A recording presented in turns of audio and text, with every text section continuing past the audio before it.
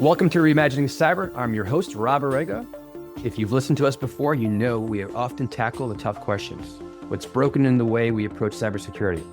Where can we do better? And who out there is taking a fresh approach? Today, we're focusing on one of the most persistent and complex challenges in cybersecurity, human risk management. For years, organizations have been trying to tackle phishing, ransomware, and business email compromise through annual training modules, compliance checklists, and those dreaded fake phishing tests. But how effective is all of that, really? Our guest today suggests that we've had it all wrong, that the traditional fear and shame-based approach to cybersecurity awareness is outdated and even counterproductive. Joining us is Craig Taylor, co-founder and chief information security officer at CyberHoot. Craig brings a unique blend of technical expertise and psychological insight. With a degree in psychology and decades of experience in cybersecurity, he's developed a method of user training that focuses on positive reinforcement, not punishment. Craig, welcome to Reimagining Cyber. Great to have you here. Rob, it's my pleasure to be here. Thanks for the opportunity. Excellent. Hey, Craig, let's just jump right into it. What do you see that the current approach that has been taken around security awareness training that's just not working? What's broken with it? Well, it's too much a punishment basis, right? We look at the problems over the last 25, 30 years in cybersecurity, and we focus too much on what's happening. People are clicking on links they shouldn't, so we need to stop that. And how we go about stopping that is really misinformed and the wrong approach, if I'm being perfectly blunt. No different than when you train a dog with a shock collar to reduce barking or to keep the dog from leaving the yard. That is a punishment-based approach. If the dog gets too close to the edge of the property, you get zapped. If your employee clicks on a fake email phishing link, they get punished. They have to go talk to HR. They get a 3 strikes, they could be fired rule in certain organizations that I'm familiar with. But at the end of the day, ultimately, they're trying to reduce this bad behavior by punishing it. And it doesn't work in the long run. What you need to do is think of dog training and use a treat-based approach. When you use treats, the dog internalizes the knowledge. He says, oh, if I hear come and I might get a treat, I'm going to come every time. I'm not going to have an external, like, I don't want to get shocked because what if the shock collar's not on? What if it's not charged? What if there's a rabbit across the street? The dog does the calculus. I could get shocked, but that rabbit's going to taste way better, so I'm going to go. Your employees do a calculus, like, I'll be punished if I click on this link, but hey, I could win Taylor Swift tickets because, it's in Right. my inbox. My daughter would love to go, right? But without knowing why and the positive reinforcement of why phishing is the number one way companies are breached and how to spot a typo squatted domain name and all the intricacies of urgency and emotionality and things of that hackers use to cause us to react, without understanding the why, we're just using an external locus of control across the industry saying punishment, punishment, punishment, and that does not work. Yeah, 100%. It doesn't work. It hasn't worked for a long time. I think your approach is very much a needed way forward. So let's talk about some things as it relates to key metrics that you look at to measure success of this human risk-based reduction approach. Metrics are, first of all, when you do fake email phishing, there's flaws and limitations there. First, the domain name you send these emails from is so simplified and dumbed down as to actually teach the wrong information to end users, right? You cannot send an email, let's say, from Netflix and have Netflix be anywhere in the sending domain for the fake email that you're sending, right? And you use accountresetsorus.com and you're training users to look at something that doesn't work. So the metrics there, the methodology is flawed. Then you get a metric, to your point about metrics, that only represents anyone that opened that email. There's a signaling beacon, a white on white pixel that most vendors of fake email phishing tests get a callback that says, hey, Rob opened the email, but he didn't click. Or Rob opened the email and he did click. That gives you the failures and the positives, right? The passes. But it only works for the 50% of users that actually looked at the email and opened it. Even the preview doesn't always have a callback. Yeah. So you're getting this flawed metric versus what we do when we send an assignment at CyberHoot. We're sending you an assignment and we're reminding you once, and then on the second reminder, we copy your manager on that. And so the employee in months 2 and 3 and beyond knows, hey, I have to do this 5-minute assignment or my manager is going to be CC'd on this. And it's everyone because we continuously remind you. And by the way, a CEO might be held accountable by their CFO or by their compliance officer. So the folks that are typically not in their email all that often is going to be held accountable. So you get to this 100% visibility of not only did everybody do the assignment, but we also provide how they performed in the assignment. And we automatically escalate people as they get more competent to a moderate difficulty and an extreme difficulty, where we do things like removing a wizard and you have to go hunt for the indicators of suspicion in an email. So it's auto escalating and it's 100% metrics where there aren't any in other places. I like that a lot. I think that kind of evolution or maturity, as they've gotten better, you can't kind of take it for granted and continue to, up level their ability to, point out what's right and wrong. So I think that's a great aspect of your approach that's been baked into what you're doing here. Now, what would be really beneficial, I think, for the audience is always, we'd like to share some examples, maybe just one or two, whatever comes to mind for you, of where this approach really has led to a measurable improvement in their program. Well, we did a study, and let's caveat this study that it was a single MSP with 50 of their clients. They had 50 clients, and we were able to put 40 clients into the CyberHoot platform. 10 refused. This is going back just a couple of years. And of the 10 that refused over a 3-year period, they experienced 2 major security breaches, a ransomware event and a business email compromise. Of the 40 that were in CyberHoot, they had a minor email concern. There was one incident in the 40. It wasn't a major one, and they, by and large, avoided cybersecurity incidents in those 40. And the MSP was so excited they helped us do a white paper on it. It's on our webpage. But the 2 that were breached, of the 10, that did refuse, it wasn't a mandatory thing. You were able to say, no, I don't want it. But of the 10 that were not in CyberHoot, 2 of them terminated their relationship with the MSP. They said, we're just not getting value out of this relationship. We want to go away. All 40 remained in the platform. Actually, there's one exception. There was one in the 40 that left, but they were acquired by another company during that 3-year period. And that other company had an MSP that they were just going to be assumed into. So there was really no loss of customer retention in 40. So the value proposition is quite evident there, versus 2 that left and 2 that had incidents. Now, they weren't the same 2. The 2 that were breached did not leave the MSP, funnily enough. They stayed. 2 that were not breached, that didn't have value in the relationship, left.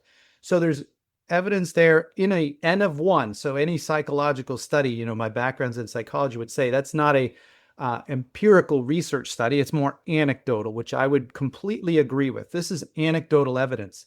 We happen to have an IRB approved, internal review board approved empirical research study with 3 cybersecurity universities studying the affect and the effective hootfish, our phishing simulation, but we don't have any results yet. So we're going to wait until we have empirical research to share that. Good. I think the example, though, is solid, right? It shows, the adoption, the learning, and the model effectively helping them, right, avoid a major issue. And some of those that didn't participate, unfortunately, we see what the ramifications were. So one of the things, maybe it plays into your example of the 10 that decided, hey, no, we're not going to opt into that additional service, if you will, from the MSP. But is that kind of resistance at times, right? So when you face the resistance, that kind of change, what are some of the different ways that you're able to help get them over that concern and actually effectively start embedding and working this into their capability? Well, there's a few avenues for growth there. There's some fact-based approach, right? Last year, the 3rd largest economy in the world was cybercrime, after the United States, China, cybercrime, which tells you there are trillions of dollars being generated by hackers breaching companies with ransomware, business email compromise, wire fraud, and down the list it goes. Right. But those are the big 3. And Verizon's data breach report studied this problem and said, for the last 25 years, since we've been keeping statistics and metrics on all the breaches worldwide, in every single statement that we can get evidence back on how a breach occurred, it's tied back to human error, which first and foremost is tied to phishing emails or social engineering, and secondly to password hygiene and the reuse of passwords. So when we look at these two problems and the human interaction of this, we have facts. The fact is, number one way companies are breached are phishing emails. The fact is, it's happening more and more frequently with more damaging results and more complicated disentanglement, right? When it used to be, if you got ransom, you could restore your backup and you'd be fine. And you didn't even need to make a claim to your cyber insurance if you even had cyber insurance. Today, they're double extorting companies. They're going into your environment. They're deleting your backups. They're taking the data out of your environment. And they're saying, yeah, good luck trying to recover because you don't have your backups. And if you did get another copy of backups that were offline that we didn't delete, well, we're going to release your critical and sensitive client data to the internet to embarrass you. And then you've got fines potentially from the FEC and some other places, but it's a double extortion. So more and more ransoms are being paid. So these are all factual bases that we can talk to with our MSPs to have conversations with their client. But there's another approach as well. We can say, everybody knows there are breaches everywhere every day. What's the best way to treat our employees to help address this? So I can sleep at night. As a CEO of a company, as a CFO, you want to sleep at night knowing you're doing minimum essential. You're not overspending, but you're not underspending. And the best way to accomplish that is through a positive reinforcement methodology that builds your employee retention because they appreciate learning. We track metrics, Rob, every week. Every single assignment we send out to the 80,000 or more users in our system has the opportunity to do one thing. Give us a thumbs up, give us a thumbs down. And then if they do either, we ask them why. Last week, we had 93% thumbs up on our video trainings for anyone that decided to rate us. And we had 81% positive thumbs up on our phishing simulation. And when we look at the comments, it's because we get comments like, for the first time, I'm not being punished for phishing emails, clicking on things. I'm actually being taught how to phish. And that's like, now I know why we're doing this stuff. Right? And I know how to identify in an email, the sender is typo squatted. There's urgency and emotionality that's designed to get me to react instead of pause and respond thoughtfully, right? So we're teaching these skills, we're teaching people and it's somewhat of a cliche, but there is a long-standing tradition of, feed a man a fish or feed a person a fish today.